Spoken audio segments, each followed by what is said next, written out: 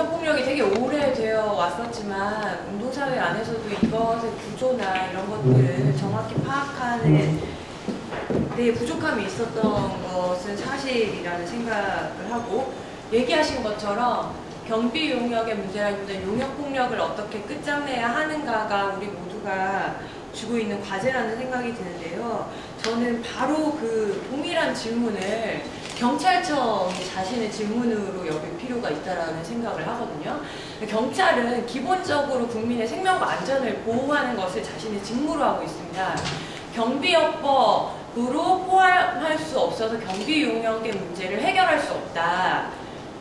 이거는 사실 참 이해하기 어려운 거죠. 왜냐하면 기본적으로 경찰관 직무집행법에서는 국민이 신체의 안전이나 위해에 처했을 때 어떻게 해야 되는지, 그것을 어떻게 방지해야 되는지 그런 권한에 대해서 이야기하고 있고, 기본적으로 이것은 경비업체냐 철거업체냐를 떠나서 폭력 사태가 발생하고 있는 현장이라는 거죠. 여기에 경비업법이 없기 때문에 들어가지 못한다. 이런 것들을 이해하기가 참 어렵거든요.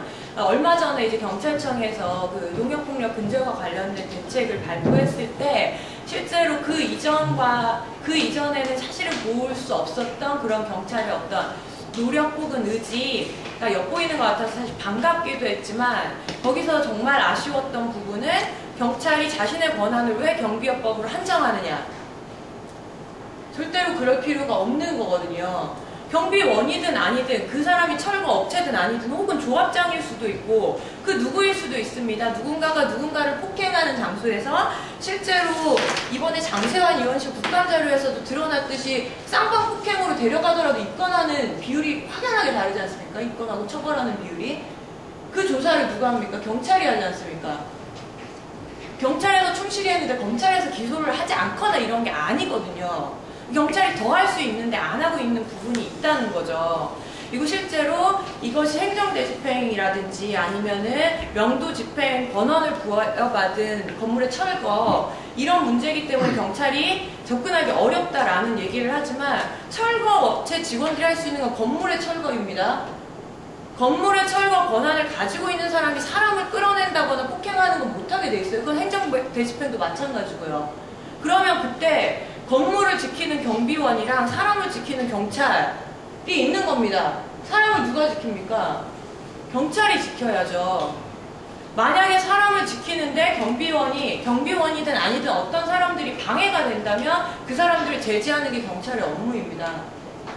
실제로 그러니까 용역폭력을 근절하기 위해서 다양한 대책을 저희가 제안하는 것도 필요하겠지만, 경찰이 그러니까 이 용역폭력 어떻게 보면 되게 단순하게 풀 수 있는 문제거든요. 경찰이 할 수 있는 건 매우 단순한데, 저희가 경찰더러 재정착 대책을 마련해라, 철거민들 살 집을 마련해달라, 노동조합의 노동권을 보장해라, 이런 구체적인 요구를 하는 거 아니지 않습니까? 물론 공권력이기 때문에 기본적으로 철거민이든 노동자든 기본권을 침해하지 않는 그런 범위 내에서 업무를 해야 되겠지만, 할 수 있는 게 있다는 거거든요.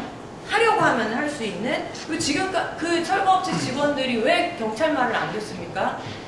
처벌하지 않으니까 안 듣죠.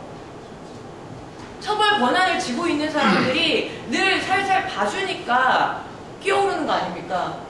물론 현실적으로 돈 주는 사람 한번 깜빡 들어와도 억대 넘게 돈을 주는 사람들이 있기 때문에 그 폭력이 유지되고 있는 것도 있지만, 처벌하지 않기 때문에 유지되는 것도 있습니다. 폭행과 협박과 각종 상해들에 대해서 경찰이 철저하게 조사하지 않고 신고받았을 때 나오지 않고 그것에 대해서 정말 수십 년 동안 철거민들이 호소해 왔잖아요. 어쨌든 좀 지금이라도 용역폭력 근절을 위해서 경찰이 좀 고심을 하고 있다니 반갑고, 어쨌든 이 경비업법 개정을 포함해서 이 폭력이 발생하는 좀 구조적 문제를 해결하는 데 있어서 경찰이 할 수 있는 역할을 찾는 데 조금 더 노력을 해주셨으면 좋겠고, 저희도 조금 더 적극적으로 경찰이 할 수 있는 역할들에 대해서 제안할 수 있으면 좋겠다는 생각이 듭니다.